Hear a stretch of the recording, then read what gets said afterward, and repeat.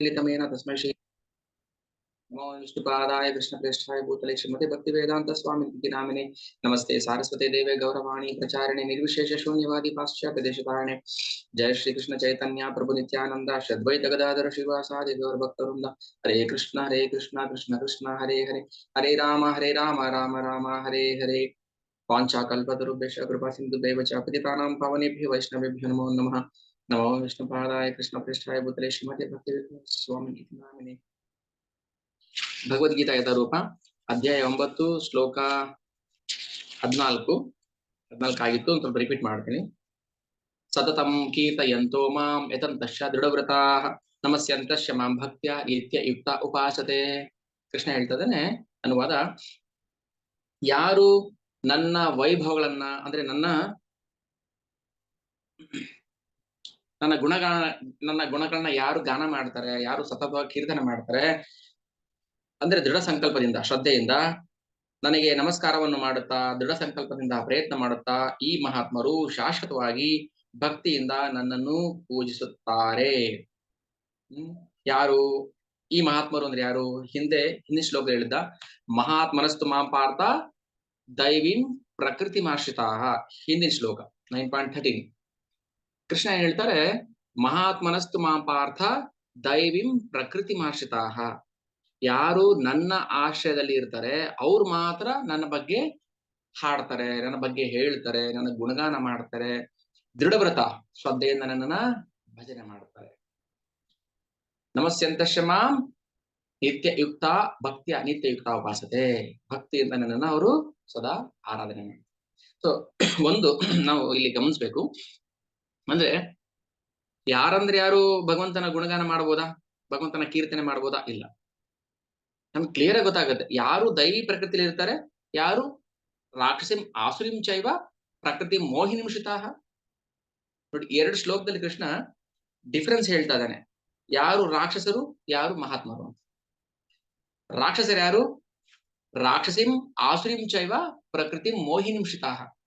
ಯಾರು ಮೋಹದ ಬಲೆಯಲ್ಲಿ ಸಿಕ್ಕಾಕೊಂಡಿರ್ತಾರೆ, ಈ ಸಂಸಾರದ ವ್ಯಾಮೋಹ, ಯನ್ಮೈಥುನಾದಿ ಗೃಹ ಮೇದಿನಾಂ ಹಿ ಸುಖಂ ತುಚ್ಛಂ ಅಂತ. ಯಾರು ಬರೀ ಮನೆ ಕೆಲಸ, ಹೆಂಡತಿ ಗಂಡ ಮನೆ ಮಕ್ಕಳು ಇಷ್ಟರಲ್ಲಿ ಸಿಕ್ಕಾಕೊಂಡಿರ್ತಾರೆ, ಇವ್ರನ್ನ ಕೃಷ್ಣ ಆಸುರಿ ಅಂದ್ರೆ ರಾಕ್ಷಸರು ಅಂತ ಕರೀತಿದ್ದಾನೆ. ನೋಡಕ್ ಮನುಷ್ಯನ್ ತರಾನೇ ಇರ್ತಾನೆ, ಆದ್ರೆ ಅವನ ಬಿಹೇವಿಯರ್ ಹೇಗಿರುತ್ತೆ? ರಾಕ್ಷಸ ಮನೆ. ಅಂಥವ್ರು ನನ್ನ ಪ್ರಕೃತಿಯಲ್ಲಿ ನನ್ನ ಅಧೀನದಲ್ಲಿ ಬರೋದಿಲ್ಲ. ಅವ್ರಿಗೇನಿದ್ರು ಮಾಯೆ ಕಸ್ಟಡಿಯಲ್ಲಿ ಕೊಟ್ಬಿಟ್ಟಿರ್ತಾನೆ ಕೃಷ್ಣ. ಇಚ್ಛಾನರೂಪಮಪಿ ಯಸ್ಯ ಚೇಷ್ಟತೆ ಸಾ ಗೋವಿಂದಂ ಆದಿ ಪುರುಷಂ ತಮಹಂ ಭಜಾಮಿ. ಸೊ ಮಾಯೆ ಹೇಗ್ ಬೇಕಾದ್ರೂ ಯಾವ ರೂಪದಲ್ಲೂ ಅವರನ್ನ ಶಿಕ್ಷೆ ಮಾಡಬಹುದು. ಯಾರಿಗೆ? ಮೋಗಾಶ ಮೋಗ ಕರ್ಮಾಣೋ ಮೋಗ ಜ್ಞಾನ ವಿಚೇತಸಃ ರಾಕ್ಷಸಿಂ ಆಸುರಿಂ ಚೈವ ಪ್ರಕೃತಿ ಮೋಹಿನಿಂ ಶಿತಾಃ. ಆದರೆ ಕೃಷ್ಣ ಇಲ್ಲಿ ಹೇಳ್ತಾ ಇರೋದು ಮಹಾತ್ಮನಸ್ತು ಮಾಂ ಪಾರ್ಥ ದೈವಿಂ ಪ್ರಕೃತಿ ಮಾಶ್ರಿತಾಃ. ಸೊ ಯಾರು ಭಗವಂತನ ಅಧೀನದಲ್ಲಿರ್ತಾರೆ, ಭಗವಂತನ ಆಶ್ರಯದಲ್ಲಿರ್ತಾರೆ, ಅವ್ರು ಮಾತ್ರ ಭಗವಂತನ ಗುಣಗಾನ ಮಾಡೋಕ್ ಸಾಧ್ಯ. ಇನ್ ಯಾರಂತ ಯಾರು ಭಗವಂತನ ಹರೇ ಕೃಷ್ಣ ಮಂತ್ರ ಹೇಳಕ್ ಆಗೋದಿಲ್ಲ. ಹರೇ ಕೃಷ್ಣ ಮಂತ್ರ ನೋಡಕ್ ಸುಲಭವಾಗಿದೆ. ಹರೇ ಕೃಷ್ಣ ಮಂತ್ರ ಏನಿದೆ ಅಂತ? ಹರೇ ಕೃಷ್ಣ ಮಂತ್ರದಲ್ಲಿ ಎಲ್ಲ ಇದೆ, ಆದ್ರೆ ಎಲ್ಲ ಇದೆ ಅನ್ನೋದು ನಮ್ಗೆ ಗೊತ್ತಿಲ್ಲ ಅಷ್ಟೇ. ಸೊ ಗೊತ್ತಿಲ್ಲದೆ ಇರೋದಕ್ಕೆ ನಾವು ಜಪ ಮಾಡ್ತಾ ಇಲ್ಲ. ಜಪ ಮಾಡದೆ ಇದ್ದದಕ್ಕೆ ನಮಗೆ ಕೃಷ್ಣ ಪ್ರೇಮ ಬರ್ತಾ ಇಲ್ಲ. ಯಾವಾಗ ಕೃಷ್ಣ ಪ್ರೇಮ ಸಿಗ್ತಾ ಇಲ್ಲ, ಮಾಯೆ ರಿಮೈಂಡ್ ಎತ್ತಾಳೆ. ಋಣಾನುಬಂಧ ರೂಪೇಣ ಪಶು ಪತ್ನಿ ಸುತ ಆಲಯ ಎಲ್ಲ ಕೊಡ್ತಾಳೆ. ಸುತ ಆಲಯ ಪಶು ಪತ್ನಿ ಎಲ್ಲ ಕೊಡ್ತಾಳೆ. ಆದ್ರೆ ಅದು ನಮಗೆ ಅದು ಬೆಂಕಿಲಾಕಿ ಬೇಯಿಸಿದಾಗುತ್ತೆ ಸಂಸಾರ ದಾವಾನ. ಅದಕ್ಕೆ ಪ್ರತಿ ಕ್ಷಣ ಪ್ರತಿನಿತ್ಯ ಭಗವಂತನ ಗುಣಗಾನ ಮಾಡಬೇಕು. ಹೇಗೆ ಮಾಡಬೇಕು? ಕೃಷ್ಣ ಹೇಳ್ತಾನೆ ಇದರಲ್ಲಿ, ಸತತಂ, ಆಲ್ವೇಸ್, ಯಾವಾಗ್ಲೂ. ಕಷ್ಟ ಬಂದಾಗ ಮಾತ್ರ ಅಲ್ಲ. ಸತತಂ ಕೀರ್ತಯಂತೋ ಮಾಂ ಯತಂತಶ್ಚ ದೃಢವ್ರತಾಃ ನಮಸ್ಯಂತಶ್ಚ ಮಾಂ ಭಕ್ತ್ಯ ನಿತ್ಯ ಯುಕ್ತ ಉಪಾಸತೆ.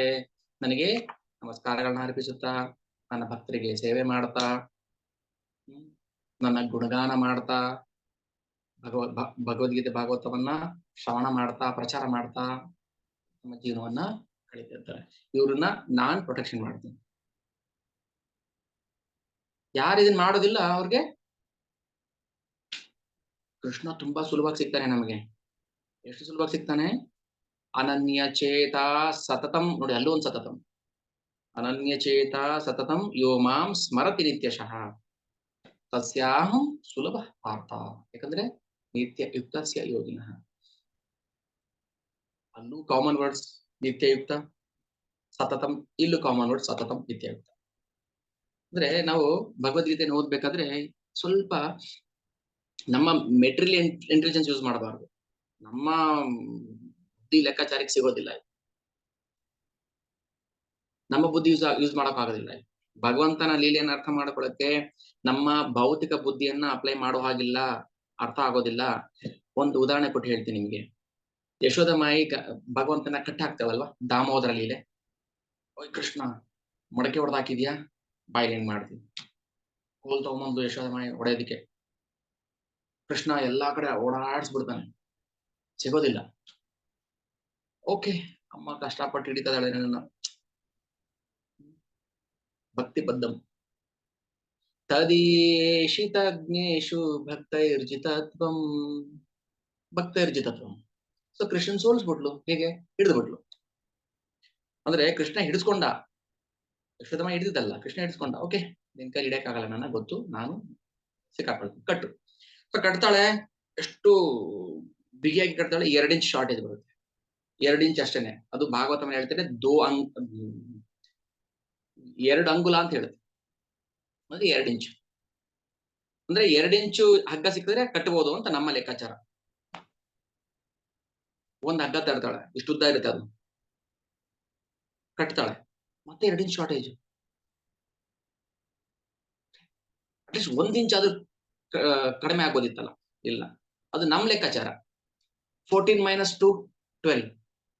ಹಾಗಾದ್ರೆ ನೀವು 2 ಇಂಚ್ ಹಾಕ್ಬಿಟ್ರೆ ಆ 14 ಇಂಚ್ ಸೊಂಟ ಕಟ್ಬಿಡ್ಬೋದು. ದೊಡ್ಡ ಹಗ್ಗ ತಂದು ಕಟ್ಟಿದ್ಲು, ಮತ್ತೆ 2 ಇಂಚ್ ಶಾರ್ಟೇಜ್, ಮತ್ತೆ 2 ಇಂಚ್ ಶಾರ್ಟೇಜ್, ಮತ್ತೆ 2 ಇಂಚು, ಮತ್ತೆ 2 ಇಂಚು, ಮತ್ತೆ 2 ಇಂಚು. ನಾವಾಗಿದ್ರೆ ಏನ್ ಮಾಡ್ತಾ ಇದ್ವಿ?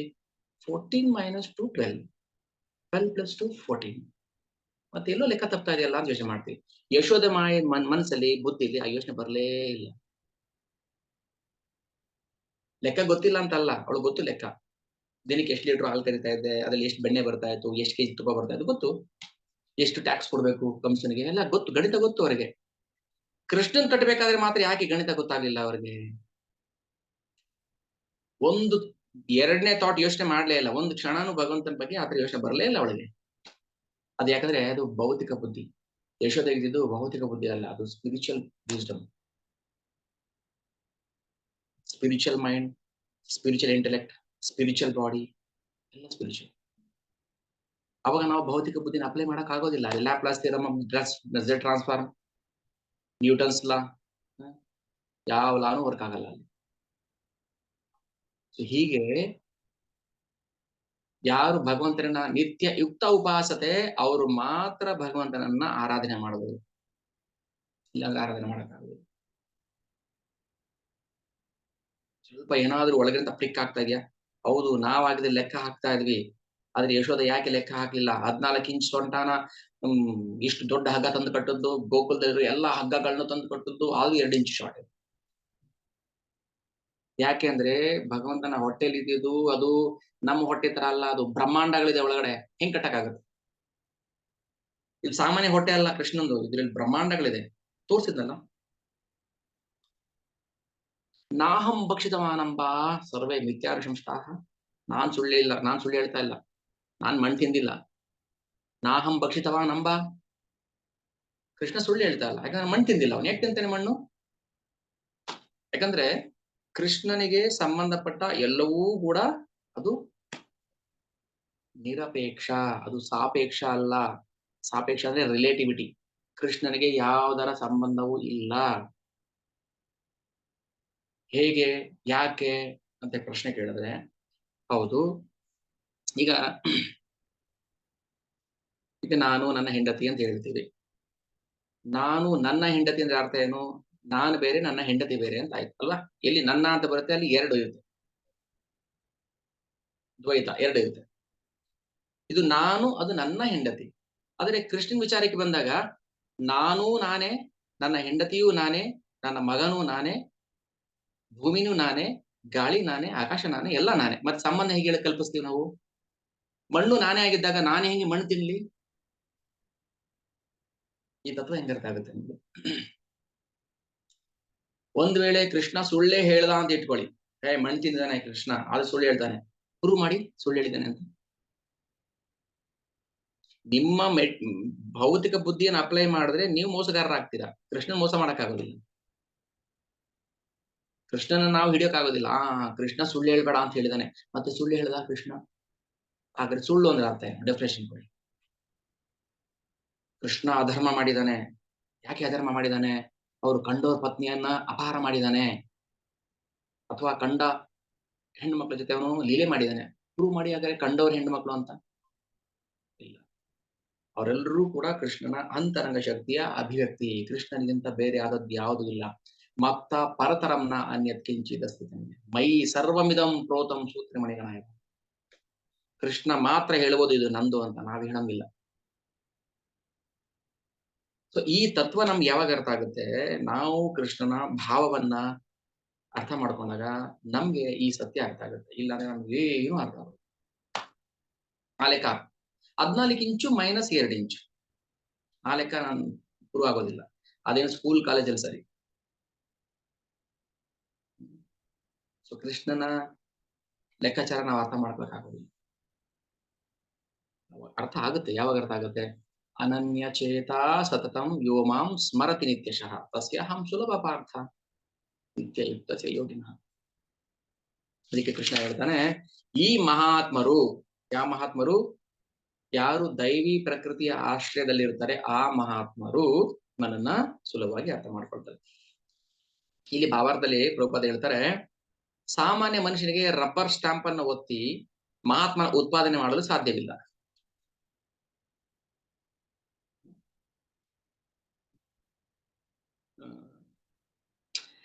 ಮಹಾತ್ಮ ಅಂದ್ರೆ ಯಾರಿಗೆ ಹೇಳ್ತಾರೆ? ಗಾಂಧಿಗೆ ಹೇಳ್ತಾರ ಮಹಾತ್ಮ ಅಂತ?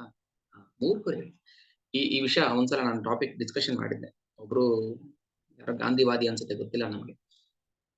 ಪ್ರಶ್ನೆ ಕೇಳಿದ್ರು, ಪ್ರಭು ಯಾಕೆ ನೀವು ಗಾಂಧಿನ ಮಹಾತ್ಮ, ಯಾವತ್ತು ಪ್ರಭುಪಾದ ಮಹಾತ್ಮ ಅಂತ ಹೇಳಿಲ್ಲ, ಅವರು ಗಾಂಧಿ ಅಂತ ಹೇಳ್ತಾರೆ. ಅವ್ರದ್ದು ಎಷ್ಟೋ ಪ್ರವಚನಗಳಿದೆ.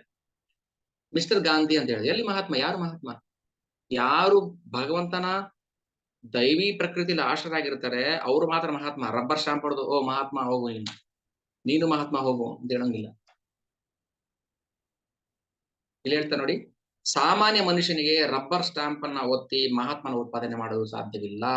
ಅವನ ಲಕ್ಷಣಗಳನ್ನ ಇಲ್ಲಿ ವರ್ಣಿಸಿದೆ. ಹೇಗಿರ್ಬೇಕು? ಮಹಾತ್ಮನಸ್ತು ಮಾಂ ಪಾರ್ಥ ದೈವೀಂ ಪ್ರಕೃತಿ ಮಾಶ್ರಿತಾ ಭಜಂತ್ಯನನ್ಯ ಮನಸ್ಸು. ಭಜಂತ್ಯನನ್ಯ ಮನಸ್ಸು, ಯಾರು ಅನನ್ಯವಾದ ಮನಸ್ಸಿನಲ್ಲಿ ನನ್ನನ್ನ ಭಜನೆ ಮಾಡ್ತಾನೆ ಅವನು ಮಹಾತ್ಮ. ಅವ್ರ ಬಾಯಲ್ಲಿ ಒಂದು ದಿನಕ್ಕೂ ಹರೇ ಕೃಷ್ಣ ಓ ಹೇ ರಾಮ್ ಹೇಳಿರ್ಬೋದು, ನಮ್ಗೆ ಗೊತ್ತಿಲ್ಲ, ನಾವು ಕೇಳಿಸ್ಕೊಂಡಿಲ್ಲ, ನಾವಿರ್ಲಿಲ್ಲ ಅಲ್ಲಿ. ಮತ್ತೆ ಜೀವನದ ಉದ್ದಕ್ಕೂ ಒಂದು ದಿನ ಎಲ್ಲಿ ಬಾಯಿ ಬಿಟ್ಟು ಹೇಳಿದ್ದೆ ಕೇಳಿಸ್ಕೊಂಡಿಲ್ಲ ನಾವು.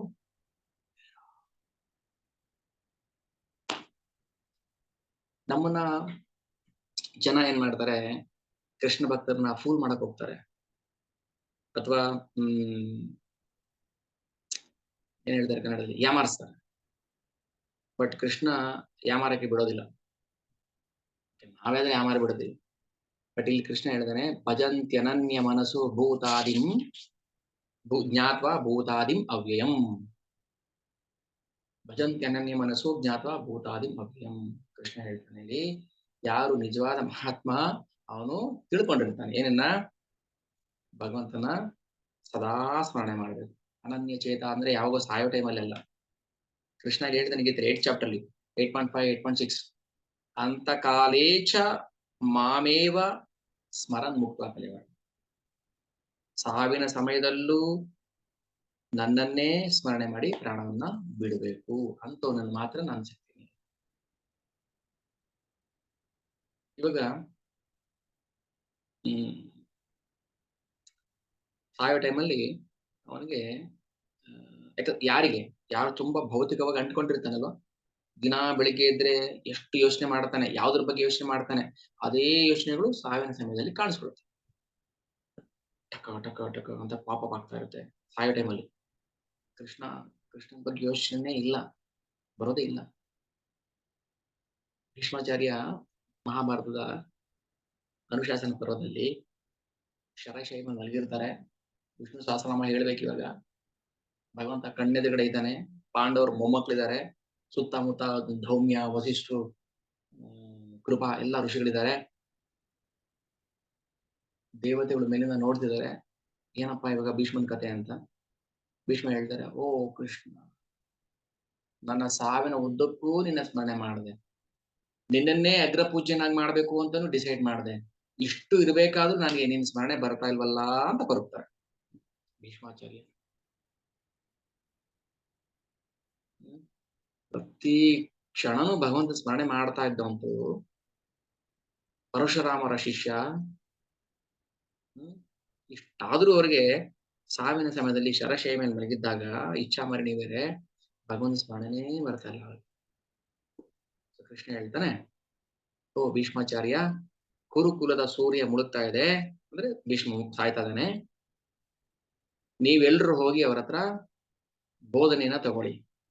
ಆಗ ಧರ್ಮರಾಯನಿಗೆ ಬೋಧನೆ ಮಾಡ್ತಾನೆ, ಅದನ್ನ ಶಾಂತಿ ಪರ್ವ ಅಂತ ಹೇಳಿದ್ದಾರೆ ಮಹಾಭಾರತದಲ್ಲಿ.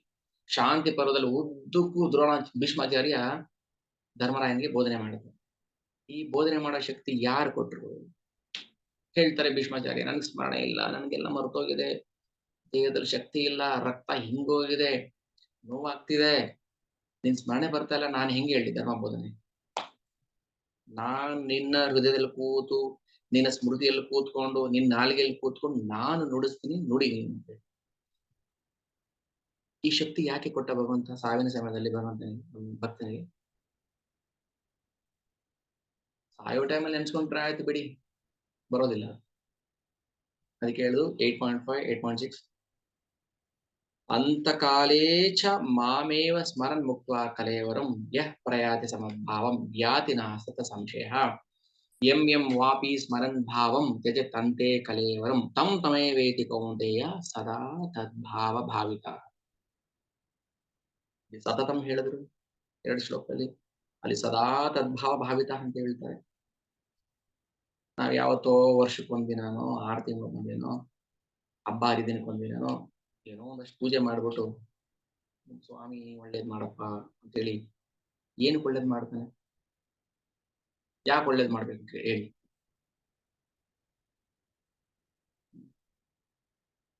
ಕಾರಣ ಕೊಡಿ. ಈಗ ಓಕೆ, ಒಂದು ಡ್ರಾಮಾ, ಮೋನ್ ಆಕ್ಟಿಂಗ್ ಡ್ರಾಮಾ ಮಾಡೋಣ. ಈಗ ಎಲ್ರು ಹೋಗ್ತೀವಿ ನಾವು ದೇವ್ರ ಹತ್ರ, ಸ್ವಾಮಿ ಒಳ್ಳೇದ್ ಮಾಡಪ್ಪ ಮಾಡ. ಯಾಕೆ ಅಂತ ಕೇಳ್ತಾನೆ. ನನ್ ಕೇಳ್ತೀನಿ, ಯಾಕೆ ಒಳ್ಳೇದ್ ಮಾಡ್ಬೇಕು?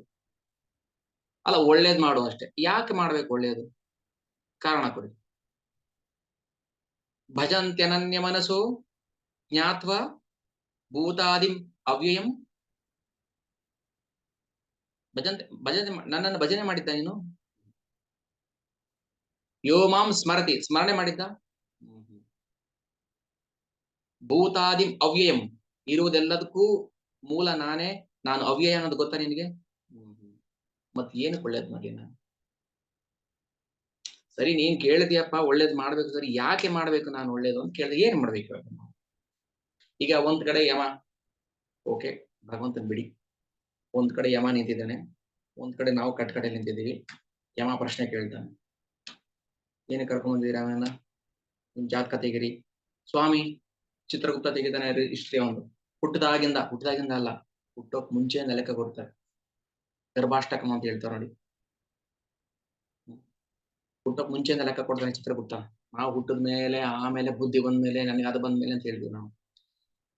7ನೇ ತಿಂಗಳ ಇರಬೇಕಾದ್ರೆ ತಾಯಿಗರದಲ್ಲಿ ಭಗವಂತನ ಕುರಿತು ಪ್ರಮಾಣ ಮಾಡಿದ್ದ ಸ್ವಾಮಿ ಏನಂತ, ನಾನು ಈ ಭೌತಿಕ ಜಗತ್ತಿಗೆ ಬಂದಾಗಿಂದಾನು ಅವನು ಭಗವಂತನ ಸ್ಮರಣೆ ಮಾಡ್ತೀನಿ ಅಂತ. Number 1 offence, great blunder, number 1 offence.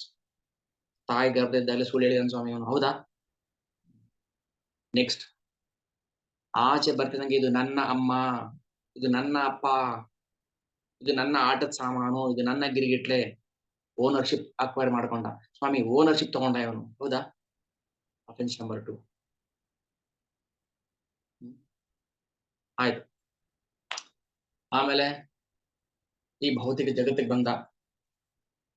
ಅಹಂ ಭೋಗಿ ಈಶ್ವರೋಹಂ, ನಾನು ಈಶ್ವರ ಅನ್ಕೊಂಡ ಸ್ವಾಮಿ ಇವನು, ಹೌದಾ?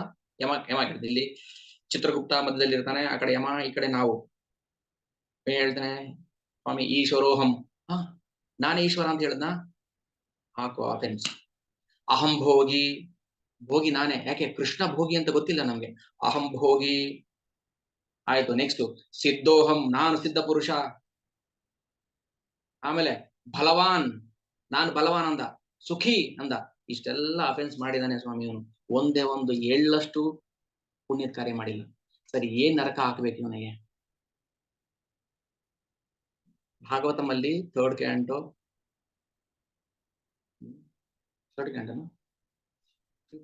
26th ಚಾಪ್ಟರ್ 22nd ಚಾಪ್ಟರ್ ನರಕಗಳ ವರ್ಣನೆ ಮಾಡುತ್ತೆ. ಅಲ್ಲಿ 28 ಓಕೆ ಕ್ಯಾಂಟೋ ಬಿಟ್ಬಿಡಿ. ಅಲ್ಲಿ ಭಾಗವತಮಲ್ಲಿ 28 ನರಕಗಳನ್ನು ವರ್ಣನೆ ಮಾಡ್ತಾರೆ. ಹಾಗೆ 28 ನರಕ ಹೋಗುವಷ್ಟು ಪುಣ್ಯ ಪಾಪ ಮಾಡ್ಬಿಟ್ಟಿರ್ತೀವಿ ನಾವು. ಆದ್ರೆ ಭೂಮಿ ಮೇಲೆ ಇದ್ದಾಗ ನಾವು ನನ್ನಷ್ಟು ಒಳ್ಳೆಯವನು ಯಾರಿದ್ದಾರೆ, ನಾನು ಎಂತ ಮಹಾದಾನಿ ಗೊತ್ತಾ? ಯಯಾತಿಗೆ ಬಂತ ಬುದ್ಧಿ. ನಮ್ಮ ನಿಮ್ಮ ಕತೆ ಬಿಡಿ. ಯಯಾತಿ ಯದು ಕುಲದ ಮೂಲ ಪುರುಷ ಇದನ್ನಲ್ಲ, ಯದು ಅವರಪ್ಪ. ಕೃಷ್ಣ ಯಾವ ವಂಶದಲ್ಲಿ ಜನ್ಮ ಅವತಾರ ತಾಳಿ ಬಂದೋ ಆ ವಂಶದ ಮೂಲ ಪುರುಷ ಯದು, ಅವನಿಗೆ ತಂದೆ ಯಯಾತಿ. ಆ ಯಯಾತಿ ಇಂದ್ರನ ಭೇಟಿ ಮಾಡ್ತಾನೆ. ಇಂದ್ರ ಕೇಳ್ತಾನೆ, ಇದೆಲ್ಲ ಬರುತ್ತೆ ಇಂದ್ರ ಕೇಳ್ತಾನೆ, ಓ ಯಯಾತಿ, ಇಂದ್ರ ಲೋಕಕ್ಕೆ ಬರುವಂತ ಪುಣ್ಯ ಏನ್ ಮಾಡಿದ್ಯಾ ನೀನು ಅಂತ ಕೇಳ್ತಾನೆ. ನನ್ನಷ್ಟು ದಾನ ಧರ್ಮ ಮಾಡಿರೋರು ಯಾರಿದ್ರೆ ಈ ಭೂಲೋಕದಲ್ಲಿ? ನಾನು ಎಷ್ಟು ದಾನ ಧರ್ಮ ಯಜ್ಞ ಮಾಡಿದ್ದೆ ಗೊತ್ತಾ ಅಂತಾನೆ. ಅಲ್ಲಿಂದ ಸರ್ರ ಅಂತ ಕೆಳಗೆ ಬೀಳ್ತಾನೆ. ಗೋಪಿಯರಿಗೆ ಕೃಷ್ಣ ನನ್ ಜೊತೆನೇ ಇದ್ದಾನೆ, ಅಹಂಭಾವ ಬಂತು. ಗೋಪಿಯರು ಬಿಡಿ, ರಾಧಾರಾಣಿ ಕೃಷ್ಣ ನನ್ನವನೇ ಅಂತ ಹೇಳ್ತಾಳೆ, ಕಾಣೆ ಆಗ್ಬಿಡುತ್ತೆ. ಅವ್ರಿಗೆ ಬಿಟ್ಟಿಲ್ಲ ಕೃಷ್ಣ. ಇನ್ನು ನಾವು ಅಹಂ ಈಶ್ವರೋಹಂ, ಅಹಂ ಭೋಗಿ ಸಿದ್ಧೋಹಂ ಬಲವಾನ್ ಸುಖಿ, ನಮ್ಮನ್ ಬಿಡ್ತಾರ? ಇಲ್ಲ. ಸೊ ಆ ಜಾಗದಲ್ಲಿ ನಾವು ನಿಂತ್ರೆ ನಾವು ಇಷ್ಟೆಲ್ಲ ಪ್ರಶ್ನೆಗಳಿಗೆ ಉತ್ತರ ಕೊಡ್ಬೇಕು. ಸುಳ್ಳು ಸಾಕ್ಷಿ ಹೇಳಕ್ಕೆ ಇಲ್ಲಿಂದ ಯಾರನ್ನ ಕರ್ಕೊಂಡು ಹೋಗ್ತೀನಿ, ನಮ್ಮ ಹೆಂಡತಿನೇ ಬರೋದಿಲ್ಲ ನರಕಕ್ಕೆ. ನಾವು ಹೋಗ್ತೀವಿ, ಬನ್ನಿ ಏ ಬಾರೆ ಅಲ್ಲಿ ಸುಳ್ಳು ಸಾಕ್ಷಿ ಹೇಳುವಂತೆ. ಬರ್ತಾರ? ಶಾಪಿಂಗ್ ಹೋಗೋಣ ಬರ್ತೀಯ? ಶಾಪಿಂಗ್ ಅಂತ ಬರ್ತೀನಿ. ರತ್ನಾಕರ ವಾಲ್ಮೀಕಿಗೆ, ನಾವು ಇಷ್ಟು ಪಾಪ ಮಾಡಿದೀವಲ್ಲ, ನಿಮಗೋಸ್ಕರ ಸ್ವಲ್ಪ ಶೇರ್ ಮಾಡ್ಕೊಳ್ರಿ ಹೆಂಡತಿ ಮಕ್ಕಳು. ನಮ್ಮ ಪಾಪ, ನಮ್ಮ ಪುಣ್ಯ, ನಮ್ಮ ಭಕ್ತಿ, ನಮ್ಮ ಅದು ನಾವೇ ಅನುಭವಿಸ್ಬೇಕು. ಅದಕ್ಕೆ ಕೃಷ್ಣ ಹೇಳ್ತಾನೆ, ಸತತಂ ಕೀರ್ತಯಂತೋ ಮಾಂ ಯತಂತಶ್ಚ ದೃಢವ್ರತಾಃ ನಮಸ್ಯಂತಶ್ಚ ಮಾಂ ಭಕ್ತ್ಯ ನಿತ್ಯ ಯುಕ್ತ ಉಪಾಸತೆ. ಈಗಲಾದ್ರೂ ನಾವು ಭಕ್ತಿ ಮಾಡಕ್ಕೆ ಬಂದು ಕೂತ್ಕೊಂಡ್ರೆ ನಮ್ಗೆ ಸೀಟ್ ರಿಸರ್ವೇಶನ್ ಆಗುತ್ತೆ. ಅಟ್ಲೀಸ್ಟ್ ಇನ್ನೊಂದು ಜನ್ಮಕ್ಕೆ ಬಂದ್ರೆ ನಾವು ವೈಷ್ಣವರ ಸಂಘದಲ್ಲಿ ಹುಟ್ಟೋ ತರ ವ್ಯವಸ್ಥೆ ಮಾಡ್ತೀವಿ. ಶುಚಿನಾಂ ಶ್ರೀಮತಾಂ ಗೇಹೆ ಯೋಗ ಭ್ರಷ್ಟೋ ವಿಜಾಯತೆ.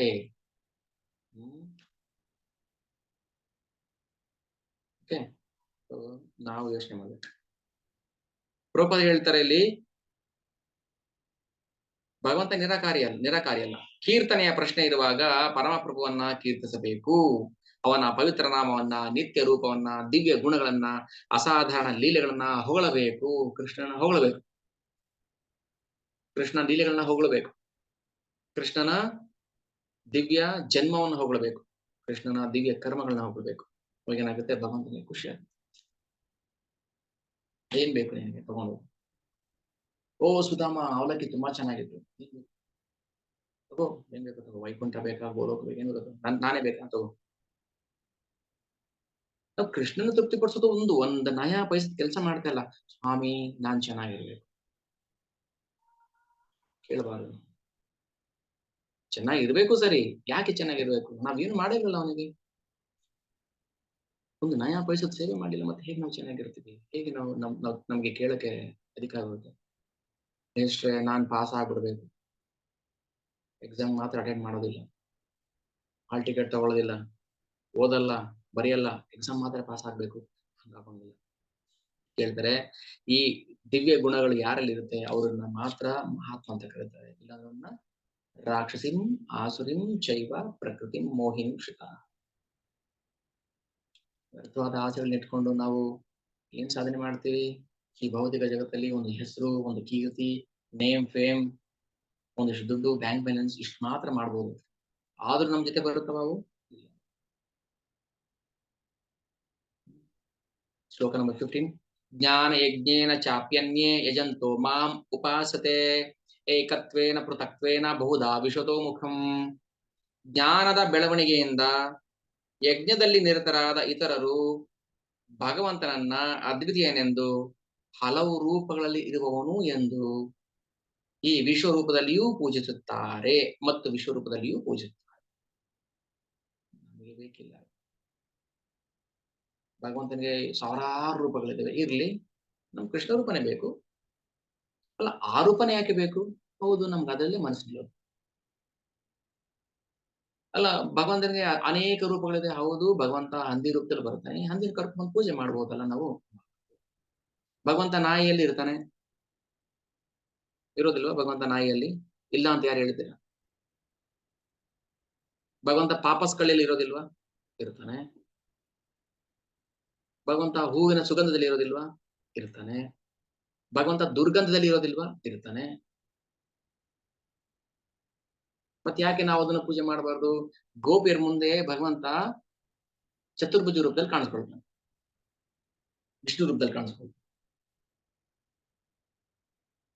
ಕಾಣೆ ಆಗ್ಬಿಡ್ತಾನಲ್ವ, ಅಪ್ರಕಟ ಆಗ್ತಾನೆ ಕೃಷ್ಣ ಗೋಪಿಯರ ಮುಂದೆ. ಹುಡುಕ್ತಾ ಇದಾರೆ, ಕೃಷ್ಣನ್ ಹುಡುಕ್ತಾ ಇದಾರೆ, ಟಕ್ ಅಂತ ಪ್ರತ್ಯಕ್ಷ ಆಗ್ಬಿಟ್ಟ, ಶಂಖ ಚಕ್ರ ಗದಾ ಪದ್ಮ ಹಿಡ್ಕೊಂಡು. ಕಣ್ಮುಂದೆ ಇದ್ದಾನೆ ವಿಷ್ಣು ರೂಪದಲ್ಲಿ ಕೃಷ್ಣನೇ. ಯಾರನ್ನ ಹುಡುಕ್ತಾ ಇದ್ರು ಅದೇ ಕೃಷ್ಣ ಚತುರ್ಭುಜ ರೂಪದಲ್ಲಿದ್ದಾನೆ. ಕೃಷ್ಣ ಕೃಷ್ಣ, ನಾನು ಇಲ್ಲಿದ್ದೀನಿ ಕೃಷ್ಣ ಕೃಷ್ಣ ಕೃಷ್ಣ ಹುಡುಕ್ತಾ ಇದ್ದಾರೆ. ನಾನೇ ಕೃಷ್ಣ, ಹೋಗೋ ನಿನ್ ಸೈಡ್ಗೆ, ನನಗೆ ಈ ರೂಪ ಬೇಕಾಗಿಲ್ಲ, ನನಗೆ ಕೃಷ್ಣ ರೂಪ ಬೇಕು. ಯಂ ಶ್ಯಾಮ ಸುಂದರಮಚಿಂತ್ಯ ಗುಣಸ್ವರೂಪಂ ಗೋವಿಂದಂ ಆದಿಪುರುಷಂ ತಮಹಂ ಭಜಾಮಿ. ಯಂ ಶ್ಯಾಮ ಸುಂದರ ಗುಣ ಸ್ವರೂಪ ಅಚಿಂತ್ಯಂ, ಯಾರ ಗುಣ ಸ್ವರೂಪ ಅಚಿಂತ್ಯನೋ ಆ ಶ್ಯಾಮ ಸುಂದರ ರೂಪದಲ್ಲಿ ನನ್ನ ಮನಸ್ಸನ್ನ ಧ್ಯಾನ ಮಾಡಬೇಕು. ಆಯ್ತು, ವಿಷ್ಣುವೂ ಕೂಡ ಕೃಷ್ಣನೇ, ಶಿವನೂ ಕೂಡ ಕೃಷ್ಣನ ವಿಭಿನ್ನ ರೂಪ, ಅಂದ್ರೆ ತನ್ನ ವಿಸ್ತರಣೆಯ ರೂಪನೇ ಶಿವನು, ಗುಣಾವತಾರಿ. ಹಾಗಂತ ನಾವು ಭಗವಂತನ ಮೂಲ ರೂಪವನ್ನ ಬಿಟ್ಟು ಬೇರೆ ರೂಪಗಳಲ್ಲಿ ನಮ್ಮ ಮನಸ್ಸನ್ನ ಇಡಬಾರದು. ಇಲ್ಲಿ ಎಷ್ಟೋ ಜನಕ್ಕೆ ಗೊಂದಲ ಬರಬಹುದು, ಬಂದೇ ಇರುತ್ತೆ. ಅದಕ್ಕೆ ಉತ್ತರ ಏನಂದ್ರೆ, ಈಗ ಜಗನ್ನಾಥ, ಜಗನ್ನಾಥನು ಕೂಡ ಕೃಷ್ಣನ ಇನ್ನೊಂದು ರೂಪ, ಕೃಷ್ಣನೇ. ಆದ್ರೆ ಕೃಷ್ಣ ಗೋಪಿಯರನ್ನ ಕಳೆದುಕೊಂಡಂತಹ ವಿರಹ ಭಾವದಲ್ಲಿರುವಂತಹ ಕೃಷ್ಣ ಜಗನ್ನಾಥ. ಜಗನ್ನಾಥ ಅಂದ್ರೇನು? ಕೃಷ್ಣ ಪ್ಲಸ್ ವಿರಹ ಭಾವ. ಆ ಭಾವದಲ್ಲೂ ನಾವು ಭಗವಂತನ ಧ್ಯಾನ ಮಾಡಬಹುದು. ಆದ್ರೆ ತನ್ನ ಮೂಲ ಸ್ವರೂಪದಿಂದ ಹೊರಗೆ ಇರುವಂತಹ ಕೃಷ್ಣನ ರೂಪಗಳು ಶುದ್ಧ ಭಕ್ತರಿಗೆ ಅಂದ್ರೆ ಮನಸ್ಸಿನಿಡೋದಿಲ್ಲ. ವೈಕುಂಠದಲ್ಲಿ ಅಸಂಖ್ಯಾತ ನಾರಾಯಣರಿರ್ತಾರೆ, ಆ ರೂಪ ಶುದ್ಧ ಭಕ್ತನಿಗೆ ಮನಸ್ಸಿಗೆ ಹಿಡಿಸೋದಿಲ್ಲ. ಇದಕ್ಕೆ ಸನಾತನ ಗೋಸ್ವಾಮಿ ಅವರು, ಚೈತನ್ಯ ಮಹಾಪ್ರಭುಗಳ ನೇರ ಶಿಷ್ಯ, ಅವರು ಬೃಹತ್ ಭಾಗವತಾಮೃತದಲ್ಲಿ ಒಂದು ಕಥೆ ಬರೀತಾರೆ, ಗೋಪಕುಮಾರನ್ ಕಥೆ. ಗೋಪಕುಮಾರನ್ ಫೋಟೋ ನೋಡಿದ್ದೀರಾ? ಕೃಷ್ಣ ಒಂದು ಹುಡುಗನ್ನ ತಬ್ಬಿಡ್ಕೊಂಡಿರ್ತಾನೆ, ಒಬ್ಬ ಬ್ರಾಹ್ಮಣ ಹುಡುಗನ, ಗೋಪಕುಮಾರ. ಈ ಗೋಪಕುಮಾರನ್ ಎಟರ್ನಲ್ ಜರ್ನಿ ಶುರು ಆಗುತ್ತೆ ಭೂಮಿಯಿಂದ ಗೋಲೋಕದವರೆಗೂ. ಅಲ್ಲಿ ನಮ್ಗೆ ಅರ್ಥ ಆಗುತ್ತೆ ಸೊ ಶುದ್ಧ ಭಕ್ತನಾದವನು ಕೃಷ್ಣನ ಯಾವ ರೂಪದಲ್ಲಿ ಮನಸ್ಸನ್ನು ಇಡ್ತಾನೆ ಅಂತ ಅದನ್ನೇ ಕೃಷ್ಣ ಹೇಳ್ತಾ ಇರೋದು. ಸತತಂ ಕೀರ್ತಯಂತೋ ಮಾಂ ಯತಂತಶ. ಯಾರು ನನ್ನ ಈ ರೂಪವನ್ನ ಗುಣಗಾನ ಮಾಡ್ತಾರೆ ಅವರು ನನ್ನ ಧಾಮವನ್ನ ಸೇರ್ತಾರೆ. ಒಂದ್ ವೇಳೆ ನಾವು ಭಗವಂತನದ್ದೇ ಶಿವನ ರೂಪ, ಭಗವಂತನದ್ದೇ ವಿಷ್ಣು ರೂಪದಲ್ಲಿ ಧ್ಯಾನ ಮಾಡಿದ್ರೆ ನಾವು ಆ ಭಾವದಲ್ಲಿರುವಂತಹ ಲೋಕಗಳಿಗೆ ಹೋಗ್ತೀವಿ. ವೈಕುಂಠ ಲೋಕಗಳು ಅಥವಾ ಕೈಲಾಸನೋ ಇನ್ನೊಂದು. ಇಲ್ಲಿ ಈ ಶ್ಲೋಕ ಹೇಳ್ತಾರೆ, ಯಾರು ಸರಿಯಾದ ಜ್ಞಾನದಿಂದ ಭಗವಂತನನ್ನ ನಿತ್ಯ ಇತ್ತ ಉಪಾಸತೆ, ಸರಿಯಾದ ಜ್ಞಾನದಿಂದ ಭಗವಂತನನ್ನ ಆರಾಧನೆ ಮಾಡ್ತಾರೆ, ಪೂಜೆ ಮಾಡ್ತಾರೆ. ಏಕತ್ವೇನ ಪೃಥಕ್ವೇನ ಬಹುಧಾ ವಿಶತೋ ಮುಖ. ಕೃಷ್ಣ ಒಬ್ಬನೇ, ಆದ್ರೆ ಪೃಥಕ್ವೇನ, ಪೃಥಕ್ ಅಂದ್ರೆ ಬೇರೆ, ಡಿಫ್ರೆಂಟ್. ಸೊ ಹಾಗೆ ಭಗವಂತನ ಅಸಂಖ್ಯಾತ ರೂಪಗಳಿದೆ, ಆದ್ರೆ ನಾವು ಕೃಷ್ಣ ರೂಪವನ್ನೇ ಧ್ಯಾನ ಮಾಡ್ತೀವಿ. ಯಾಕಂದ್ರೆ ಬ್ರಹ್ಮ ಮಾಡಿದ್ದು ಕೃಷ್ಣನ ರೂಪವನ್ನೇ, ಶಿವ ಮಾಡಿದ್ದು ಕೃಷ್ಣನ ರೂಪವನ್ನೇ. ಸೊ ಎಲ್ಲರೂ ಭಗವಂತನ ಆ ರೂಪದಲ್ಲಿ ಮನಸ್ಸಿದೆ. ವೇಣುಂ ಕೊಣಂತ ಮರವಿಂದ ದಲಾಯತಾಕ್ಷಂ ಬರ್ಹಾವತಂ ಸಮಸಿತಾಂಬುದ ಸುಂದರಾಂಗಂ ಕಂದರ್ಪ ಕೋಟಿ ಕಮನೀಯ ವಿಶೇಷ ಶೋಭಂ ಗೋವಿಂದಂ ಆದಿಪುರುಷಂ ತಮಹಂ ಭಜಾಮಿ. ವೇಣುಂ, ವೇಣು ತಕ್ಷಣ ಕೃಷ್ಣನೇ.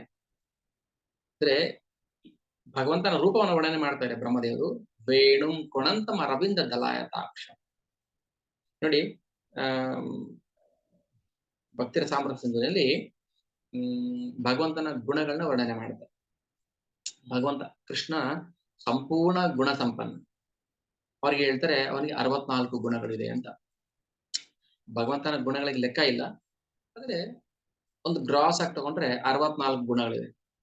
ಅದೇ ಕೃಷ್ಣ ವಿಷ್ಣು ಆಗಿ ಬಂದ್ರೆ ಅವನಲ್ಲಿ 64 ಗುಣಗಳು ಇರೋದಿಲ್ಲ, 4 ಗುಣಗಳು ಮೈನಸ್ ಆಗುತ್ತೆ, 60 ಗುಣಗಳಿದೆ. ಅದೇ ಕೃಷ್ಣ ಶಿವನಾಗಿ ಬಂದಾಗ ವಿಷ್ಣುನಲ್ಲಿರೋ ಗುಣಗಳು ಇರೋದಿಲ್ಲ ಶಿವನಲ್ಲಿ, ಅವನಲ್ಲಿ 55 ಗುಣಗಳಿರುತ್ತೆ. ಅದೇ ಕೃಷ್ಣ ಬ್ರಹ್ಮನಾಗಿ ಬಂದಾಗ ಅಷ್ಟು ಗುಣಗಳಿರೋದಿಲ್ಲ. ಅದೇ ಕೃಷ್ಣ ಒಬ್ಬ ಸಾಮಾನ್ಯ ಭೌತಿಕ ಜಗತ್ತಲ್ಲಿ ಆಚಾರ್ಯನ ರೂಪದಲ್ಲಿ ಬಂದಾಗ ಗುಣಗಳು ಕಡಿಮೆ. ಅಂದ್ರೆ ಕೃಷ್ಣ ಸಂಪೂರ್ಣ ಗುಣ ಸಂಪನ್ನ, ಬೇರೆ ಬೇರೆ ರೂಪದಲ್ಲಿ ಬಂದಾಗ ಗುಣಗಳು ಕಮ್ಮಿ ಆಗ್ತಾ ಹೋಗುತ್ತೆ. ವಿಷ್ಣು ಯಾವತ್ತಾದ್ರೂ ಕೊಳಲ್ ಹಿಡ್ಕೊಂಡು ನೋಡಿದೀರಾ? ವಿಷ್ಣು ಯಾವತ್ತಾದ್ರೂ ಗೋಪಾಲಕನಾಗಿರೋದು ನೋಡಿದೀವಾ? ಇಲ್ಲ. ವಿಷ್ಣು ರಾಸಲೀಲೆ ಮಾಡಿದ್ ನೋಡಿದೀವಾ? ಇಲ್ಲ. ಇನ್ನೊಂದು ಗುಣ ಯಾವುದು? ವೇಣು ಮಾಧುರಿ, ಲೀಲಾ ಮಾಧುರಿ. ಸೊ ಕೃಷ್ಣ ವಿಷ್ಣು ಆಗಿ ಬಂದಾಗ ಅವನ ಗುಣಗಳು ಸಂಪೂರ್ಣವಾಗಿ ಇರೋದಿಲ್ಲ, 4 ಗುಣಗಳು ಇರೋದಿಲ್ಲ. ಅದಕ್ಕೋಸ್ಕರ ಕೃಷ್ಣ ಎಲ್ಲಾ ಅವತಾರಗಳಿಗೆ ಮೂಲ ಅವತಾರಿ. ಅದಕ್ಕೋಸ್ಕರ ಹೇಳೋದು ನಾವು ನಮ್ಮ ಧ್ಯಾನವನ್ನ ಕೃಷ್ಣನ ಆ ದ್ವಿಭುಜ ರೂಪದಲ್ಲೇ ನೆರವೇರಿಸಬೇಕು. ಓಕೆ, ಭಗವದ್ಗೀತೆ ಬರ್ತೀನಿ. 11th ಚಾಪ್ಟರ್ ಅಲ್ಲಿ ಅರ್ಜುನಿಗೆ ವಿಶ್ವರೂಪ ದರ್ಶನ ಮಾಡಿಸ್ತಾನೆ, ಹೌದಾ? ವಿಶ್ವರೂಪ ದರ್ಶನ ಮಾಡ್ಬೇಕಾದ್ರೆ ಅವನು ಅಂದ್ರೆ ಭಗವಂತ ತನ್ನ ಭೌತಿಕ ರೂಪವನ್ನ ಪ್ರದರ್ಶನ ಮಾಡ್ತಾನೆ ಫಸ್ಟ್. ಅದಕ್ಕೆ ವಿರಾಟ ರೂಪ ಅಂತ ಹೇಳ್ತೀವಿ. ಅಂದ್ರೆ ಭಗವಂತನಿಗೆ ಭೌತಿಕ ರೂಪ ಇಲ್ಲ, ಅವನಿಗಿರೋದು ಸ್ಪಿರಿಚುವಲ್ ಆಧ್ಯಾತ್ಮಿಕ ರೂಪ. ಆದ್ರೆ ಅಂದ್ರೆ ಭೌತಿಕ ಶಕ್ತಿಗೆ ಅವನೇ ಒಡೆಯ ಅಲ್ವಾ? ಭಗವಂತ ಏನ್ ಮಾಡ್ತಾನೆ, ಫಸ್ಟ್ ತನ್ನ ಭೌತಿಕ ರೂಪದ ಪ್ರದರ್ಶನ ಮಾಡ್ತಾನೆ, ವಿರಾಟವಾಗಿ ಬೆಳೆದು ಬಿಡ್ತಾನೆ. ನೋಡು ಅರ್ಜುನ, ಯೋಗ ಪಶ್ಯಮೇ ಯೋಗಮೈಶ್ವರಂ, ನೋಡು ನನ್ನ ಐಶ್ವರ್ಯವನ್ನ. ಎಲ್ಲಾ ದೇವಾನು ದೇವತೆಗಳು, ಸೂರ್ಯ ಚಂದ್ರ, ಬೆಟ್ಟ ಗುಡ್ಡ ನದಿ ಗ್ರಹ ತಾರೆಗಳು, ಸೂರ್ಯ ಎಲ್ಲ ಕಾಣಿಸ್ತಾ ಇದೆ. ಇವೆಲ್ಲವೂ ಕೂಡ ಭಗವಂತನ ಭೌತಿಕ ರೂಪ. ಆಮೇಲೆ ಏನ್ ಮಾಡ್ತಾನೆ, ಓ ಸಾಕು ಮಾಡು, ನನ್ನ ಕೈಲಿ ನೋಡಕ್ ಆಗ್ತಲ್ಲ, ನನ್ನ ಕೈ ನೋಡಕ್ ಆಗ್ತಲ್ಲ, ಸಾಕು ಮಾಡು. ಸೊ ಕೃಷ್ಣ ಓಕೆ ಸಾಕಾಯ್ತಾ, ಚತುರ್ಭುಜ ರೂಪ. ಈಗ ಮತ್ತೆ ಸ್ವಲ್ಪ ಚತುರ್ಭುಜ ರೂಪ ಬಂದ. ಓ ನನಗೆ ಈ ರೂಪದಲ್ಲೂ ಮನಸ್ಸು ನಿಲ್ತಾ ಇಲ್ಲ. ಇವಾಗ ನೋಡು ದ್ವಿಭುಜ ರೂಪ, ಕೃಷ್ಣ ರೂಪ. ಹಾ, ಇದು ಬೇಕು ನನಗೆ. ಅಂದ್ರೆ ಯಾರಿಗೆ ಭಗವಂತನ ಪರಮ ಐಶ್ವರ್ಯ ಅಂದ್ರೆ ಭಗವಂತನ ಪರಮ ರೂಪ, ಪರಮ ತತ್ವ ಅಥವಾ ಪರಸತ್ಯ ಅರ್ಥ ಆಗುತ್ತೆ, ಅವನಿಗೆ ಮಾತ್ರ ಕೃಷ್ಣ ತನ್ನ ಮೂಲ ರೂಪದಲ್ಲಿ ದರ್ಶನ ಕೊಡ್ತಾನೆ. ಇದನ್ನ ಅರ್ಥ ಮಾಡ್ಕೊ. ಅದಕ್ಕೆ ಕೃಷ್ಣ ದೇವೋತ್ತಮ ಮೂಲ ಪುರುಷ ಅಂತ ಹೇಳೋದು. ದೇವೋತ್ತಮ ಪುರುಷ ಕೃಷ್ಣ. ಹಾಗೆ ಯಾಕೆ ಆ ರೂಪವನ್ನೇ ಧ್ಯಾನ ಮಾಡ್ಬೇಕು? ನಾವು ಗಣಪತಿ ರೂಪದಲ್ಲಿ ಧ್ಯಾನ ಮಾಡ್ತೀವಿ, ಇನ್ನೊಂದು ರೂಪದಲ್ಲಿ ಧ್ಯಾನ ಮಾಡ್ತೀವಿ, ಬೇಡ. ಕೃಷ್ಣ ಅದಕ್ಕೆ ಜ್ಞಾನದ ಬೆಳವಣಿಗೆಯಿಂದ ಯಜ್ಞದಲ್ಲಿ ನಿರತರಾದ ಇತರರು ಭಗವಂತನನ್ನ ಅದ್ವಿತೀಯ ಎಂದು, ಹಲವು ರೂಪಗಳಲ್ಲಿ ಇರುವವನೆಂದು ಮತ್ತು ವಿಶ್ವರೂಪದಲ್ಲಿಯೂ ಪೂಜಿಸುತ್ತಾರೆ. ಜ್ಞಾನದ ಬೆಳವಣಿಗೆಯಿಂದ ಹೇಳ್ತಾರೆ, ಆದರೂ ನಿಖರವಾಗಿ ಮಹಾತ್ಮರ ಸ್ಥಾನದಲ್ಲಿಯೇ ಇಲ್ಲದಿದ್ದರೂ ವಿವಿಧ ರೀತಿಯಲ್ಲಿ ಕೃಷ್ಣನನ್ನ ಪೂಜಿಸುವ ಇತರರು ಇದ್ದಾರೆ. ಅವರಲ್ಲಿ ಕೆಲವರನ್ನ ಆರ್ತ, ಜಿಜ್ಞಾಸು, ಅರ್ಥಾರ್ಥಿ ಅಂತ ಕರೀತಾರೆ. ಕೆಲವರು ತಾವು ಅದ್ವೈತಿಗಳೆಂದು ಭಾವಿಸಿಕೊಂಡು ತಮ್ಮನ್ನೇ ಪರಮಪ್ರಭು ಎಂದು ಪೂಜಿಸಿಕೊಳ್ಳುವವರು ಬಹು ಹೆಚ್ಚಿನ ಸಂಖ್ಯೆಯರು. ಅಹಂ ಬ್ರಹ್ಮಾಸ್ಮಿ. ಬ್ರಹ್ಮನ್ ಅನ್ನುವುದು ಪರಮ ಸತ್ಯದ ಒಂದು ಹಂತ. ಆದ್ರೆ ನಾವು ಭೌತಿಕ ನೆಲೆಯಲ್ಲಿ ಇದ್ಕೊಂಡು ನಾನೇ ಬ್ರಹ್ಮ, ಅಹಂ ಬ್ರಹ್ಮಾಸ್ಮಿ, ನಾನೇ ಬ್ರಹ್ಮನ್, ಒಂದೇ ನಾನೇ ಭಗವಂತ ಆಗ್ಬಿಡ್ತೀನಿ, ನಾನೇ ದೇವರಾಗ್ತೀನಿ. ಇದು ಮೂರ್ಖರು ಮಾಡೋದು. ಅದಕ್ಕೆ ಅದ್ವೈತಿಗಳನ್ನ ನಾವು ಫಾಲೋ ಮಾಡಬಾರ್ದು. ಯಾರು ನಾವೇ ಭಗವಂತ, ನಾವೇ ಬ್ರಹ್ಮನ್ ಅಂತ ಹೇಳ್ತಾರೆ, ಅವ್ರು ನಾವು ಫಾಲೋ ಮಾಡಬಾರ್ದು. ಇಲ್ಲಿ ಹೇಳ್ತಾರೆ, ಏಕೆಂದರೆ ಅವರು ಐಹಿಕ ದೇಹ ಅಲ್ಲ, ವಾಸ್ತವವಾಗಿ ಚೇತನಾತ್ಮರು ಎನ್ನುವುದನ್ನ ಅರ್ಥ ಮಾಡಿಕೊಳ್ಳುತ್ತಾರೆ. ಕಡೆ ಪಕ್ಷ ಈ ಅರ್ಥವು ಪ್ರಧಾನವಾಗಿದೆ. ಸಾಮಾನ್ಯವಾಗಿ ನಿರಾಕಾರವಾದಿಗಳು ಪರಮಪ್ರಭುವನ್ನ ಈ ರೀತಿ ಪೂಜಿಸುತ್ತಾರೆ. ಅವ್ರು ಭಕ್ತರೆ, ಭಗವಂತನ ಪೂಜೆ ಮಾಡ್ತಾರೆ, ಆದ್ರೆ ನಿರಾಕಾರ ರೂಪದಲ್ಲಿ ಪೂಜೆ ಮಾಡ್ತಾರೆ. ಅದನ್ನ ನಾವು ಒಪ್ಪುವಂಗಿಲ್ಲ. ಭಗವಂತನ ನಿರಾಕಾರ ಭಕ್ತಿಯನ್ನ ನಾವು ಮಾನ್ಯ ಮಾಡುವುದಿಲ್ಲ. ಅದು ಅಶಾಸ್ತ್ರೀಯ. ಯಾಕೆ ಅಂದ್ರೆ ಕೃಷ್ಣ ಹೇಳ್ತಾನೆ, ಭಗವದ್ಗೀತೆಯಲ್ಲಿ ಇದೆ ಅದೆಲ್ಲ. ನಾವು ಅದಕ್ಕೆ ಭಗವದ್ಗೀತೆಯನ್ನ ಯಥಾರೂಪವನ್ನ ಸರಿಯಾಗಿ ಓದಿ ಅರ್ಥ ಮಾಡ್ಕೊಂಡ್ರೆ ನಮ್ಗೆ ಏನೋ ಒಂಚೂರು ಗೊತ್ತಾಗುತ್ತೆ. ಕ್ಲೇಶೋ ಅಧಿಕತರಸ್ತೇಷಾಂ ಅವ್ಯಕ್ತಾಸಕ್ತ ಚೇತಸಾಂ ಅವ್ಯಕ್ತಾ ಹಿ ಗತಿರ್ ದುಃಖಂ ದೇಹವದ್ಭಿರವಾಪ್ಯತೆ. ದುಃಖನೇ ಕಾದಿದೆ ನಮ್ಗೆ. ಭಗವಂತನ ಅವ್ಯಕ್ತ ರೂಪವನ್ನ ಪೂಜೆ ಮಾಡಕ್ ಆಗೋದಿಲ್ಲ. ಅದು ಮಾನ್ಯನೂ ಕೂಡ ಮಾಡೋದಿಲ್ಲ. ಅದಕ್ಕೆ ಹೇಳ್ತಾರೆ, ಕಲ್ಪನಾ ಶಕ್ತಿಯಿಂದ, ಈಗ ನಿರಾಕಾರ ಅಂದ್ರೆ ಏನ್ ಬೇಕಾದ್ರೆ ಆಗ್ಬೋದಾ? ನಾನು ಇವತ್ತು ಅವ್ಯಕ್ತಾಸಕ್ತ ಅಂದ್ರೆ, ಅವ್ಯಕ್ತ ಅಂದ್ರೆ ಭಗವಂತ ರೂಪ ಇಲ್ಲ. ನಾನಿವತ್ತು ಭಗವಂತನನ್ನ ಒಂದು ಮರದ ರೀತಿಯಲ್ಲಿ ಧ್ಯಾನ ಮಾಡ್ತೀನಿ, ನಾಳೆ ಚೇಂಜ್ ಮಾಡ್ತಾನೆ. ನಿನ್ನೆ ಮರ ಆಯ್ತು, ಇವತ್ತು ಗಿಡದ ರೂಪದಲ್ಲಿ, ನಾಳೆ ಪ್ರಾಣಿ ರೂಪದಲ್ಲಿ, ನಾಳೆ ಪಕ್ಷಿ ರೂಪದಲ್ಲಿ, ಇನ್ನೊಂದಿನ ಜ್ಯೋತಿ, ಗಾಳಿ, ಬೆಳಕು. ಹುಡುಗಾಟ ಬಂದ್ರೆ ಭಗವಂತನ ಜೊತೆ ನಾವು ಹುಡುಗಾಟ ಆಡ್ತಾ ಇದೀವಿ. ಕೃಷ್ಣ ಸ್ಪಷ್ಟ ಹೇಳ್ತಾನೆ ನೋಡಿಪ್ಪ, ಓದಿ 12.5. ಕ್ಲೇಶ ಅಧಿಕತರ ತೇಷಾಂ ಅವ್ಯಕ್ತ ಆಸಕ್ತ ಚೇತಸಾಂ ಅವ್ಯಕ್ತಾಹಿ ಗತಿರ್ ದುಃಖಂ ದೇಹವದ್ ವಿರವಾಪ್ಯತೆ. ಈ ದೇಹದಿಂದ, ಈ ಭೌತಿಕ ದೇಹದಿಂದ ನಾವು ಭಗವಂತನ ನಿರಾಕಾರವನ್ನ ಪೂಜೆ ಮಾಡಕ್ಕೆ ಸಾಧ್ಯವಿಲ್ಲ. ಅದಕ್ಕೋಸ್ಕರ ಭಗವಂತ ಅರ್ಚಾವತಾರಿಯಾಗಿ ಬರ್ತಾನೆ. ಅದಕ್ಕೋಸ್ಕರ ನಾವು ದೇವಸ್ಥಾನಕ್ಕೆ ಬರಬೇಕು. ಯಾಕಂದ್ರೆ ಭಗವಂತ ಅರ್ಚಾವತಾರಿಯಾಗಿ, ಫೋಟೋದಲ್ಲೆಲ್ಲ ಅರ್ಚಾವತಾರಿಯಾಗಿದೆ. ಫೋಟೋ ಪೂಜೆನೂ ಮಾಡಬಹುದು, ಆದ್ರೆ ಭಗವಂತನಲ್ಲಿ ಪ್ರಾಣ ಪ್ರತಿಷ್ಠೆ ಆಗಿರುತ್ತೆ. ಅಯೋಧ್ಯೆ ರಾಮ ಮಂದಿರ ಅಲ್ಲಿ ಯಾಕೆ ಕಟ್ಟಬೇಕಾಗಿತ್ತು? ರಾಮನ ವಿಗ್ರಹವನ್ನ ಅಲ್ಲೇ ಯಾಕೆ ಮಾಡ್ಬೇಕಾಗಿತ್ತು? ಯಾಕೆ ಅಷ್ಟು 500 ವರ್ಷ ಒದ್ದಾಡ್ಬೇಕಾಗಿತ್ತು? ಯಾವುದೋ ಒಂದು ಗೊಂಬೆ ತಂದು ಇಟ್ಬಿಟ್ಟು ಮನೇಲಿ ಪೂಜೆ ಮಾಡ್ಬೋದಿತ್ತಲ್ವಾ? ಮನೆಯಲ್ಲಿ ಮಾಡೋ ಪೂಜೆ ಏನಂದ್ರೆ, ಈಗ ಮಕ್ಕಳಿಗೆ ಆಟ ಆಡಕ್ಕೆ ಹುಲಿ ತಂದು ಕೊಡ್ತೀವಿ ನಾವು. ನಿಜವಾದ ಹುಲಿ ತಂದ್ರೆ ಏನಾಗುತ್ತೆ? ಅದು ಆಟ ಆಡಕ್ ಆಗೋದಿಲ್ಲ. ಅದಕ್ಕೆ ಏನ್ ಮಾಡ್ತೀವಿ ನಾವು? ಪ್ಲಾಸ್ಟಿಕ್ ಏನೋ ಗೊಂಬೆ ತಂದು ಕೊಡ್ತೀವಿ, ಮಗು ಆಟ ಆಡುತ್ತೆ. ಇನ್ ಕೊಲ್ತಾ ಇದ್ದೀನಿ ನಾನು ಅಂತ ಆಟ ಆಡುತ್ತೆ. ಅದು ನಿಜವಾದ ಹುಲಿ ಮಾಡಕ್ ಆಗುತ್ತಾ ಹಂಗೆ? ಇಲ್ಲ. ಅದು ಖುಷಿ ಪಡ್ತದೆ. ಖುಷಿಗೋಸ್ಕರ ಗೊಂಬೆ ತಂದು ಪೂಜೆ ಮಾಡ್ತೀವಿ. ಆದ್ರೆ ನಿಜವಾದ ಹುಲಿ ನೋಡ್ಬೇಕಂದ್ರೆ ಬನ್ನೇರಗಟ್ಟಿಗೆ ಹೋಗ್ಬೇಕು. ಅಲ್ಲಿ ಒಂದು ಕೇಜಲ್ಲಿ ಹಾಕಿ, ಮಗು ನೋಡು ಇದು ಹುಲಿ. ಅಪ್ಪ ನಿನ್ನೆ ನೀನು ಒಂದು ಹುಲಿ ತಂದು ಕೊಟ್ಟಿದ್ದಲ್ಲ, ಅದು ಸೌಂಡ್ ಮಾಡ್ತಾ ಇರಲಿಲ್ಲ, ಅದು ಇಷ್ಟಿತ್ತು ಅಂತ ಮಗು ಕೇಳುತ್ತೆ. ಅಪ್ಪ ಏನ್ ಮಾಡ್ತಾನೆ, ಓಕೆ ಮಗು, ನಿನ್ಗೆ ಅದೆಲ್ಲ ಅರ್ಥ ಆಗೋದಿಲ್ಲ, ನಿಜವಾದ ಹುಲಿ ಅಂದ್ರೆ ಹಿಂಗಿರುತ್ತೆ, ನೀನ್ ಬನ್ನೇರಗಟ್ಟಕ್ಕೆ ಬರ್ಬೇಕು ನಿಜವಾದ ಹುಲಿ ನೋಡಕ್ಕೆ, ಮನೆಗೆ ತರೋದಕ್ಕೆ ಆಗೋದಿಲ್ಲ. ಏನಿದು ಮೂರ್ಖತನ? ಒಬ್ರು ಕೇಳಿದ್ರು, ಯಾಕ್ರಿ ನೀವು ದೇವಸ್ಥಾನಕ್ಕೆ ಬರೋದಿಲ್ಲ? ಇಲ್ಲ ಸರ್ ನಾವು ಮನೇಲೆ ಮಾಡ್ಕೊಂತೀವಿ. ಏನ್ ಮಾಡ್ತೀರಿ ಮನೇಲಿ? ಈ ಹುಲಿ ಬೊಂಬೆಲಿ ಆಟ ಆಡ್ತಾರಲ್ಲ ಹಂಗ ಆಟ ಆಡ್ತೀರಾ ನೀವು?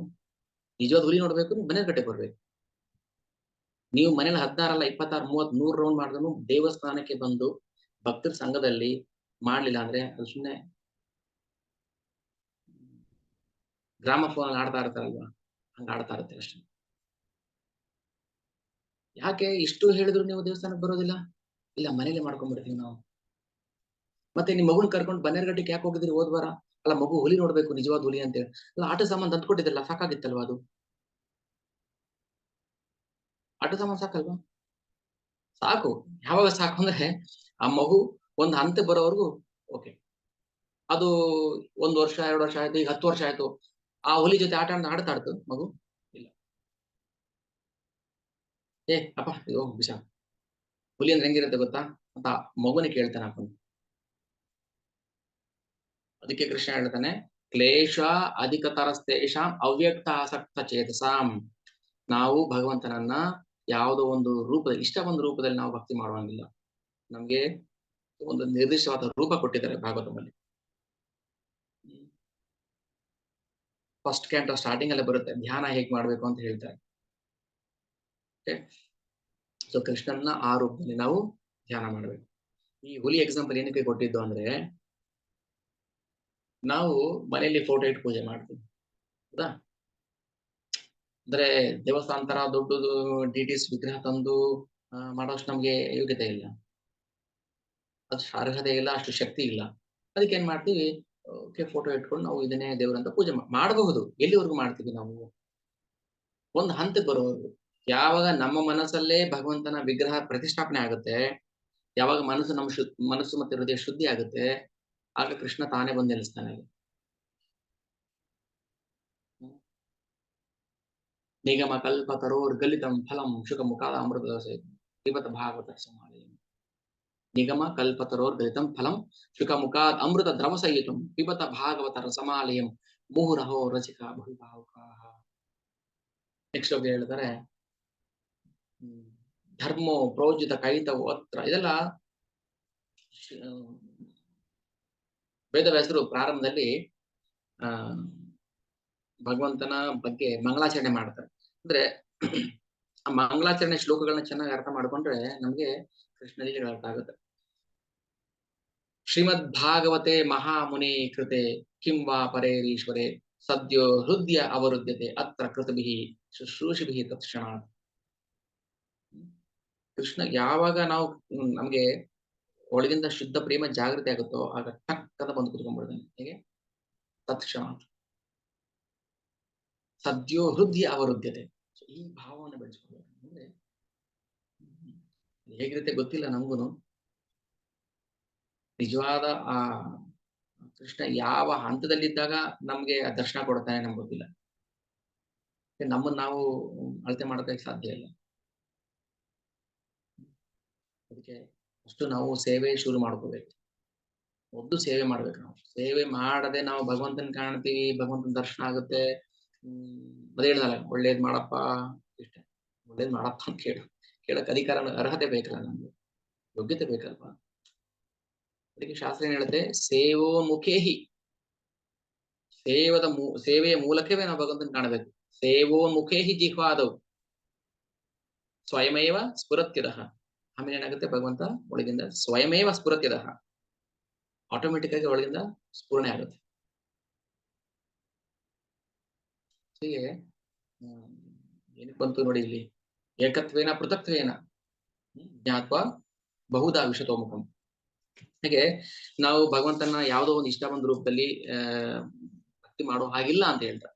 ಆದ್ರೆ ಪ್ರಾರಂಭದಲ್ಲಿ ಇರುವಂತ ಭಕ್ತರಿಗೆ ನಾವೇನ್ ಹೇಳ್ಬೇಕು, ಮನಸ್ಸು ಇನ್ನು ಕೃಷ್ಣನ ಮೇಲೆ ತೊಡಗ್ಲಿ, ಇನ್ನು ಚೆನ್ನಾಗಿ ಮನಸ್ಸು ಕೃಷ್ಣ ಬಗ್ಗೆ ಅರ್ಥ ಮಾಡ್ಕೊಳ್ಳಿ. ಹಾಗೆ ಏನಾಗುತ್ತೆ, ಅರ್ಥ ಮಾಡ್ಕೊಳ್ಳಿ ನಾವು ಭಗವಂತನ ರೂಪ. ಅಲ್ಲಿವರೆಗೂ ನಾವು ಪ್ರಿಪೇರ್ ಆಗ್ಬೇಕು. ಮಳೆಗಾಲ ಬರೋವರೆಗೂ ನಾವು ಜಮೀನ ಚೆನ್ನಾಗಿ ನೋಡ್ಕೋಬೇಕು. ಮಳೆಗಾಲ ಬಂದಾಗ ಉಳ್ಬೇಕು, ಚೆನ್ನಾಗಿ ಹದ ಮಾಡ್ಬೇಕು, ಬೀಜ ಹಾಕ್ಬೇಕು. ನಾವು ಬೇಸಿಗೆಯಲ್ಲಿ ಉತ್ಬಿಟ್ಟು ಅಯ್ಯೋ ಮಳೆ ಬರಲಿಲ್ಲ, ಬೇಸಿಗೆಯಲ್ಲಿ ಉತ್ಬಿಟ್ಟು ಅದಕ್ಕೆ ಬೀಜನ ಹಾಕ್ಬಿಟ್ಟು ಮಳೆಗಾಲ ಬರೋಷ್ಟು ಒಣಗೋಗ್ಬಿಟ್ಟಿರ್ತೀವಿ. ಎಷ್ಟೋ ಜನಕ್ಕೆ ಹಿಂಗಾಗಿದೆ. ಜೋಶಲ್ಲಿ ಮಾಡಕ್ ಶುರು ಮಾಡ್ಬಿಡ್ತೀವಿ ಭಕ್ತಿಯನ್ನ. ಕೆಲವ್ರು ಹಿಂಗೂ ಅನ್ಸ್ಬೋದು, ಆ ಈಗ ಪ್ರವಚನ ಕೇಳಿ ಇನ್ಸ್ಪೈರ್ ಆಗಿ ನಾನು ಭಕ್ತಿ ಮಾಡ್ಬಿಡ್ತೀನಿ ಅಂತ ಬರ್ತಾರೆ. ಅದಕ್ಕೆ ಒಂದು ಹಂತ ಇದೆ, ಕಾಲಘಟ್ಟ ಇದೆ. ಆ ಕಾಲಘಟ್ಟ ಬರೋ ತನಕ ನಾವು ಸ್ಮೂತ್ ಆಗಿ ಹ್ಯಾಂಡಲ್ ಮಾಡ್ಕೊಂಡು ಹೋಗ್ಬೇಕು.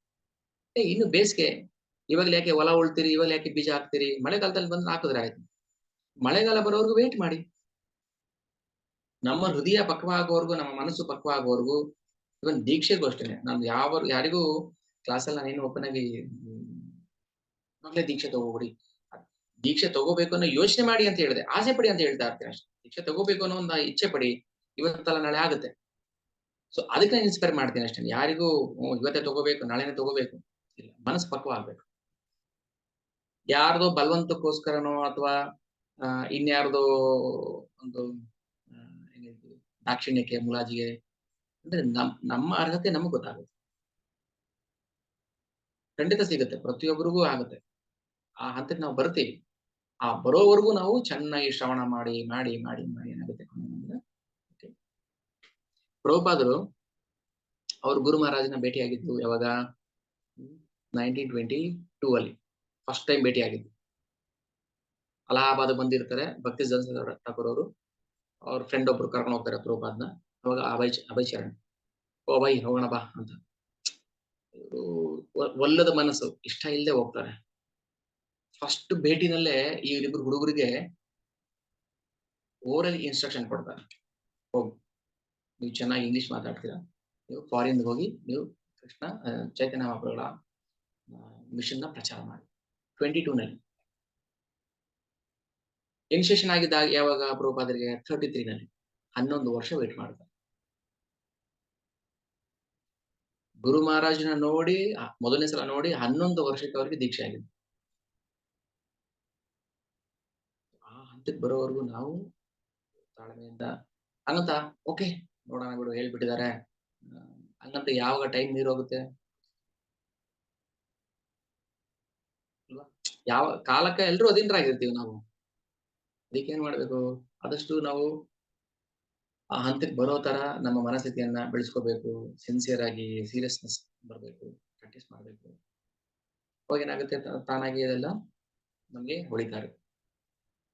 ಕೃಷ್ಣ ಹೇಳ್ತಾನೆ ಮುಂದೆ, ಅಹಂ ಕ್ರತುರ್ ಅಹಂ ಯಜ್ಞ ಸದಾಹಂ ಅಹಂ ಔಷಧಂ ಮಂತ್ರೋಹಂ ಅಹಮೇವಾಜ್ಞ ಅಹಂ ಅಗ್ನಿರ್ ಅಹಂ ಹುತಂ. ನಾನೇ ವೈದಿಕ ವಿಧಿ, ನಾನೇ ಯಜ್ಞ, ನಾನೇ ಪಿತೃಗಳಿಗೆ ಅರ್ಪಿಸುವ ಆಹುತಿ, ನಾನೇ ಔಷಧ ಮೂಲಿಕೆ, ನಾನೇ ದಿವ್ಯ ಮಂತ್ರ. ದಿವ್ಯ ಮಂತ್ರ ನಾನೇ, ಹರೇ ಕೃಷ್ಣ ಮಂತ್ರ ಸಾಕ್ಷಾತ್ ಕೃಷ್ಣನೇ. ನಾನೇ ಆಜ್ಯ, ನಾನೇ ಅಗ್ನಿ, ನಾನೇ ಹುತ. ಇಲ್ಲೆಲ್ಲೂ ಕೃಷ್ಣ ನಾನು ಅದರೊಳಗಿದ್ದೀನಿ ಅದರೊಳಗಿದ್ದೀನಿ ಅದರೊಳಗಿದ್ದೀನಿ ಹೇಳಿಲ್ಲ. ನಾನೇ ಅದು. ನಾನೇ ನಾನೇ ಅಂದ್ರೆ ಬೇರೆ ಅರ್ಥ, ನಾನು ಅದ್ರಲ್ಲಿ ಇದ್ದೀನಿ ಅಂದ್ರೆ ಬೇರೆ ಅರ್ಥ. ಕೃಷ್ಣ ಹೇಳ್ತಾನೆ ಪ್ರತಿಯೊಂದೂ ನಾನೇ. ಅಹಂ ಕ್ರತುರ್, ಯಜ್ಞ ಮಾಡೋನ್ ನಾನೇ. ಅಹಂ ಯಜ್ಞ ಸ್ವದಾಹಂ ಅಹಂ ಔಷಧಂ, ಔಷಧಿಯಲ್ಲಿ ನಾನೇ ಅಲ್ಲ, ಔಷಧನೇ ನಾನು ಅಂತ ಹೇಳ್ತಾನೆ. ಮಂತ್ರದಲ್ಲಿ ನಾನು ಇರ್ತೀನಲ್ಲ, ಮಂತ್ರನೇ ನಾನು ಅಂತ ಹೇಳ್ತೀನಿ. ಸೊ ಹೀಗೆ ನಾವು ಭಗವಂತನನ್ನ ಎಲ್ಲಿ ಅಂದ್ರೆ ಪ್ರತಿಯೊಂದರಲ್ಲೂ ನಾನು ಇದ್ದೀನಿ ಅನ್ನೋದನ್ನ ಅರ್ಥ ಮಾಡ್ಕೋಬೇಕು.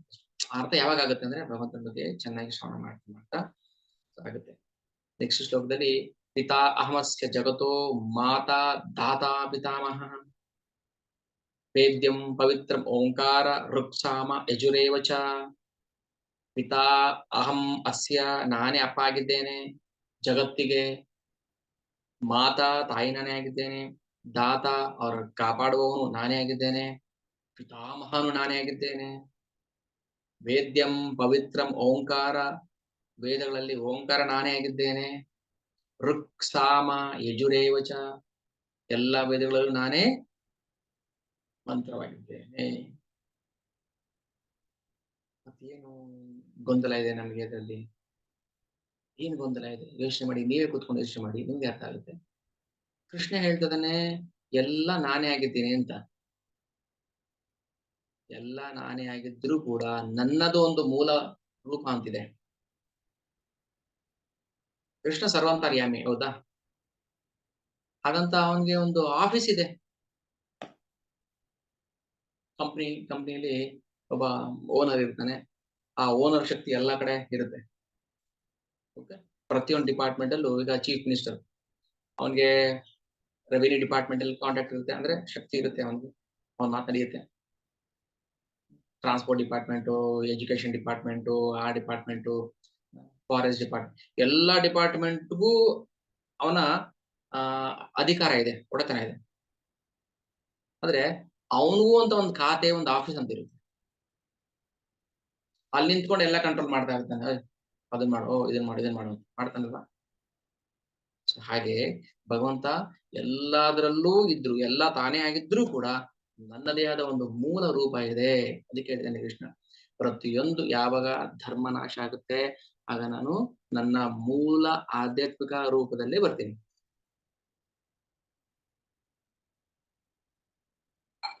ಅದು ಯಾವಾಗ?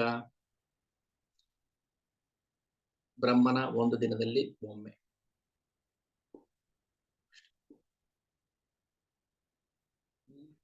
ತನ್ನ ಮೂಲ ಆಧ್ಯಾತ್ಮಿಕ ಸ್ವರೂಪ ಅಂದ್ರೆ ಯಾವುದು? ಕೃಷ್ಣ ರೂಪ.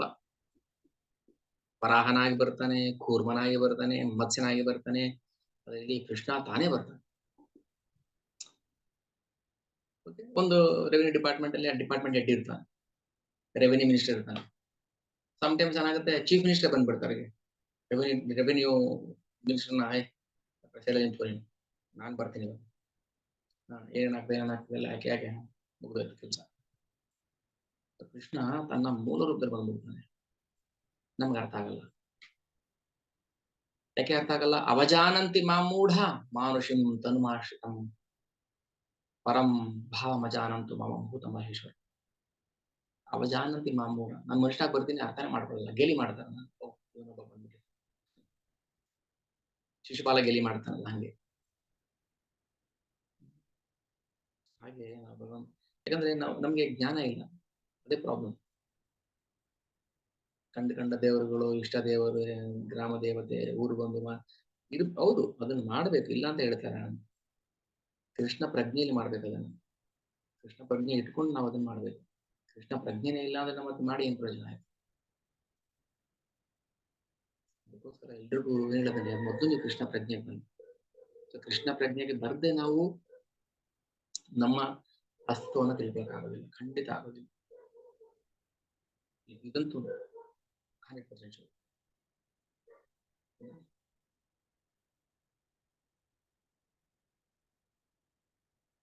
ಯಾರಿಗೆ ಜ್ಞಾನ ತಿಳ್ಕೋಬೇಕು? ತಸ್ಮಾತ್ ಗುರು ಪ್ರಪದ್ಯೇತ ಜಿಜ್ಞಾಸುಷೇ ಉತ್ತಮ ತದ್ವಿದ್ಧಿ ಪ್ರತಿಪಾದೇನ. ಯಾವುದೇ ವೈದಿಕ ಸಾಹಿತ್ಯನ ಫಸ್ಟ್ ವೈದಿಕ ಲಿಟ್ರೇಚರ್ ಓದೋದು ಅಭ್ಯಾಸ ಮಾಡ್ಬೇಕು. ಭಗವದ್ಗೀತೆ, ಭಾಗವತಂ ಓದೋದು ಅಭ್ಯಾಸ ಮಾಡ್ಬೇಕು. ಅದು ಅಭ್ಯಾಸ ಆಗ್ಬಿಡ್ಬೇಕು ನಮ್ಗೆ, ಹ್ಯಾಬಿಟ್, ಅಡಿಕ್ಟ್ ಆಗ್ಬಿಡ್ಬೇಕು. ಯಾವಾಗ ಭಾಗವತಂಗೆ ಅಡಿಕ್ಷನ್ ಆಗ್ತೀವಿ ನಾವು, ಕೃಷ್ಣ ನಮ್ಗೆ ಅಡಿಕ್ಟ್ ಆಗ್ತಾನೆ.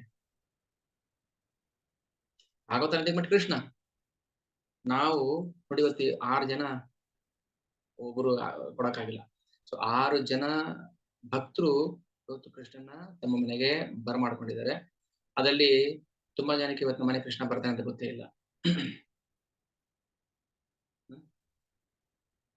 ತುಂಬಾ ಜನಕ್ಕೆ ಇವತ್ತು ಕೃಷ್ಣ ನಮ್ಮ ಮನೆಗೆ ಬರ್ತಾನೆ ಗೊತ್ತಿಲ್ಲ. ಸರ್ಪ್ರೈಸ್, ಬೆಳಿಗ್ಗೆ ಕಾಲ್ ಮಾಡಿ ಹೋಗಿದ್ದು, ಬರ್ಬೋದಾ ಅಂತ. ಏನ್ ಹೇಳ್ತೀವಿ ಇದಕ್ಕೆ? ಕೃಷ್ಣನ ಕೃಪೆ ಇದೆ ನಮಗೆ ಅಂತ ಅರ್ಥ.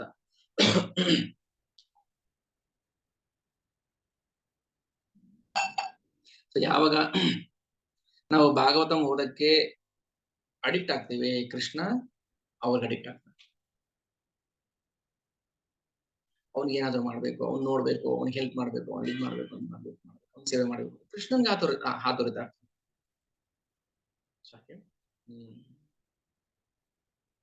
ಕೃಷ್ಣ ನಾನು ವಿಶ್ವದ ತಂದೆ, ತಾಯಿ, ಆಧಾರ ಮತ್ತು ಪಿತಾಮಹ. ನಾನು ಜ್ಞಾನದ ಗುರಿ, ಪವಿತ್ರೀಕರಿಸುವವನು. ಓಂಕಾರ, ನಾನೇ ಋಕ್, ಸಾಮ ಮತ್ತು ಯಜುರ್ವೇದಗಳು. ಇನ್ನೊಂದು ಶ್ಲೋಕ 88 ಆಯ್ತು. ಶ್ಲೋಕ ನಿಲ್ಸ್ಕೊಂಡು, ಗತಿರ್ಭರ್ತಾ ಪ್ರಭು ಸಾಕ್ಷಿ, ನಿವಾಸ ಶರಣಂ ಸುಹೃತ್, ಪ್ರಭವ ಪ್ರಳಯ ಸ್ಥಾನಂ ನಿಧಾನಂ ಬೀಜಂ ಅವ್ಯಯಂ.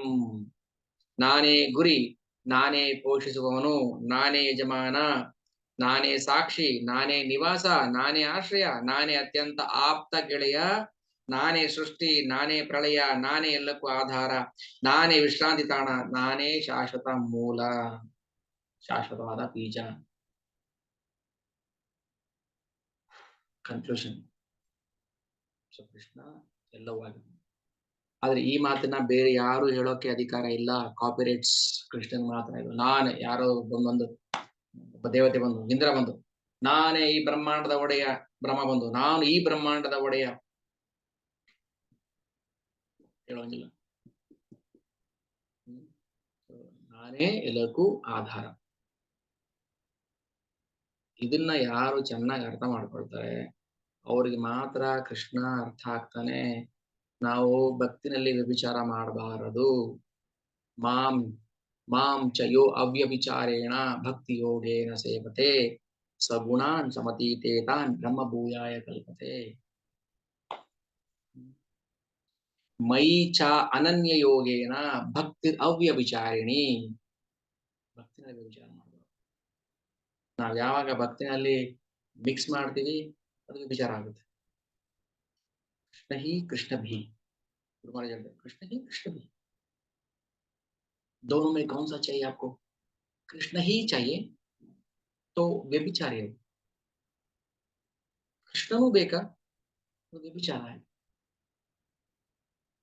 कृष्ण भी, कृष्ण ही ಅಂದ್ರೆ ಕೃಷ್ಣನೇ ಬೇಕು. कृष्ण भी चाहिए हमको.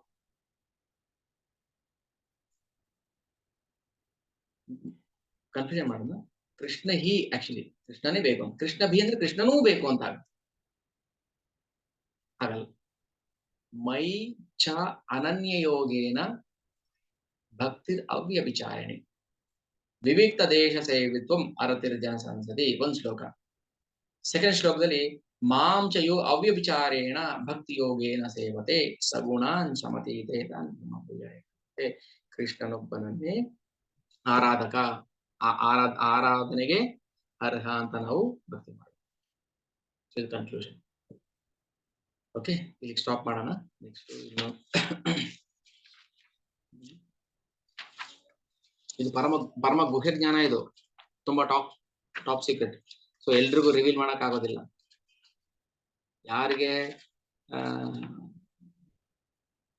ಶ್ರದ್ಧೆ ಇದೆ ಅವ್ರಿಗೆ ಮಾತ್ರ ಅರ್ಥ ಆಗುತ್ತೆ. ಶ್ರದ್ಧೆ ಇಲ್ದಿರೋರಿಗೆ ಅವ್ರು ಏನೋ ಹೇಳ್ತಾರೆ ಬಿಡ್ರಿ, ನಾವು ಮಾಡೋಣ, ಅವ್ರು ಹೇಳೋದು ಹೇಳಿ ನಾವು ಮಾಡೋದು ಮಾಡೋಣ, ಅದು ಶ್ರದ್ಧೆ ಇಲ್ಲ ಅಂತ. ಸೊ ನರ್ಸರಿಲೇ ಫೇಲ್ ಆಗ್ಬಿಡ್ತೀವಿ ನಾವು, UKG LKG ಫೇಲ್ ಆಗ್ಬಿಡ್ತೀವಿ. ಇನ್ನು MBBS ಕತೆ ಮುಗಿದಿತ್ತು, PhD ಕತೆ ಮುಗಿತು.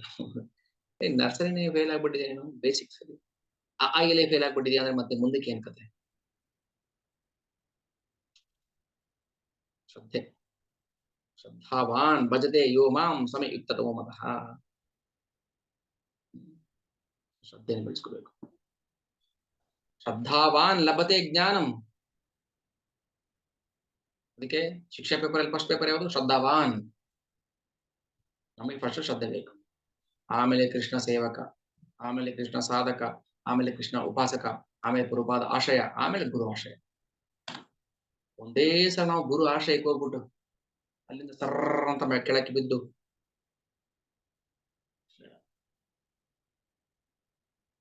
ಗುರು ತತ್ವ ಅಂತ ತಿಳ್ಕೊಳ್ಳಿ. ಗುರು ಮಹಾರಾಜರ ಬಗ್ಗೆ ನಾವು ವಿಚಾರ ಮಾಡಬೇಕು, ತಿಳ್ಕೋಬೇಕು.